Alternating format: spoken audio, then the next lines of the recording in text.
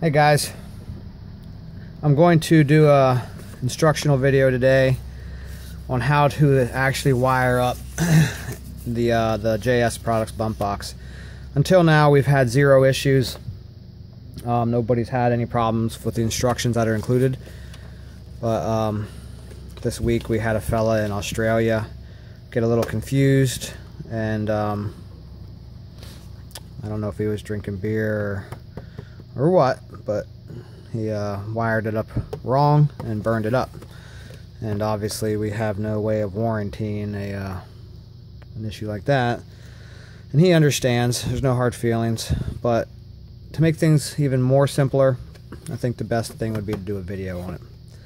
So let's see what you get in the package when you buy the bump box. First, you're going to get this initial setup and mounting instructions paper.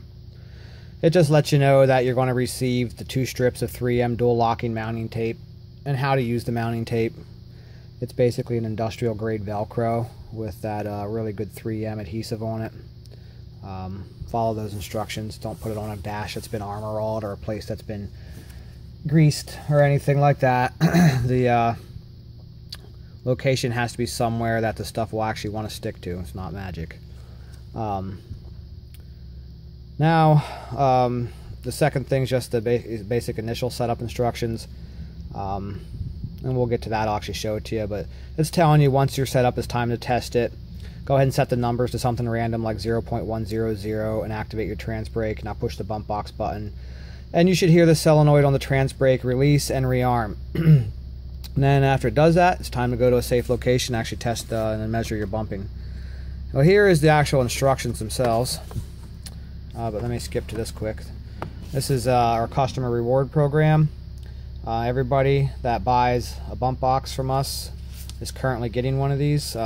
This is not for the guys that are buying multiple in bulk. This is just for the people buying individuals. You get a personal code right here. It's a promo code. And then basically when you're at the track or at your buddy's shop, or anybody comes over to your house or whatever and they're checking out your box, you basically show them, you know, hey, you want to buy one of these? Go to this guy, you give him your code, and for every 2 guys, for every 2 people that come to me and say, hey, you know, John Smith gave me this code, said to buy a box off of you. For every 2 guys that do that, I'll refund you back $25 to your PayPal. Eventually you'll have your box for free if you send enough people. So that's that. Here we got the instructions. So on the back of each box, they're numbered. And let's see here we go. And you see across the bottom 1, 2, 3, 4, 5, and then we got 6, 7, 8, 9, 10. Okay, so they're numbered, and they're just like old-fashioned amplifiers. You put a screwdriver down in there, you loosen it up, the tab lifts up, you slide your wire under, and you tighten it down. So according to the instructions here, to number 1, you're going to hook up a switched 12-volt source. It means you want something that comes off your key, some type of a switch that'll activate the bump box. You don't want it sitting on all the time with a constant 12-volt source. Number 2, a good reliable ground. 3, this will get connected to the signal wire that comes out of your trans brake switch. So here's my trans brake switch, and mine happens to be a 1-wire solenoid on this car, meaning that the solenoid gets a single wire run down to it with 12 volts supplied when you hit the switch. The case does the grounding for the solenoid. So it doesn't matter what type you have there, it's all the same thing. Whatever wire is coming from this down to your solenoid, whether this supplies the ground or this supplies the 12 volts, doesn't matter. Whatever one goes down to the solenoid, you cut it and you run the switch into number 3 on the bump box. Alright, number 4 gets connected to that other half of the wire that you just cut. The half that goes down to the solenoid gets ran into number 4. Of course, you're going to have to extend the wires. You can't have it all magically right in here and hooked up. You're going to have to do some wire extension. In my case, my bump box will be in the glove box. I ran all the wires down the center console. Everything's right here behind these switches. I can lift out my ashtray, and right there's all the wiring. So mine's pretty simple. And then here's my bump button, and that's actually ran down as well. So number 4 goes to the wire that other end of the wire you cut down to the solenoid. Then you have 6 and 9. These go to the 2 wires coming off of your bump switch. Your bump switch should be a momentary switch, don't matter what kind it is, just a button that's spring loaded and comes on and off. It'll have 2 wires coming out of it. There's no polarity. 6 and 9, you connect them. We don't supply the button for your bump box. It's up to you to get one on your steering wheel, whatever you want to do. You can even use your horn button. You want to get fancy and creative, figure out a way to run 2 wires out of your horn button, you know, to the bump box, as long as it's activated by a button. In other words, the bridge between 6 and 9 has to be closed. You could take a paper clip, stick it in between 6 and 9, and it would activate it. Okay? So that's the instructions. And then now, like I said, the initial testing.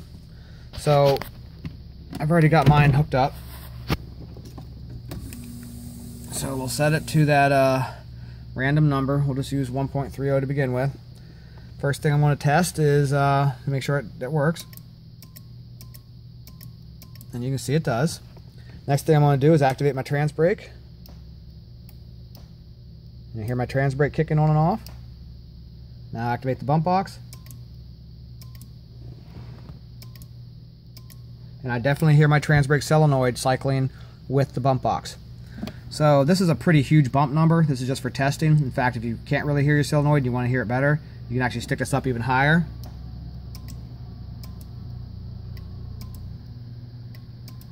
See how much longer that was? That would have been a bump that would have put you down to about the 300 foot mark. Yeah, so if you want to do a real quick bump, 0.030 is probably a good, decent number to start with. Depending on your stall, your power, your horsepower, and all the stuff combined, that's probably going to be at least a several inch bump. And then you adjust it from there. You know, in my other video I showed you that, up and down, bigger, smaller bumps. This button here, as in the other video, is the button that automatically resets the box to the new setting. You see when I change the bottom number, the top one don't match until I hit this. Well, that's the case, or you don't have to do that. You can just hit the button once. It'll cycle the old setting one time, and then they match from there out. Bottom yellow button locks your settings. Once it's locked, nobody can touch it and change it. Nothing happens there. It's not going to move. Kind of keeps your favorite setting locked in place. And, I mean, this isn't really an advertisement for the box itself. You've already watched that video. But you can unhook the battery, do whatever you want, turn the key on and off, and your old settings will always be there when you come back. It's got an onboard non-volatile memory. So yeah, that's it, boys and girls. That's how you wire up the bump box for foolproof operation. I hope this helps avoid any future problems with installs. Thanks.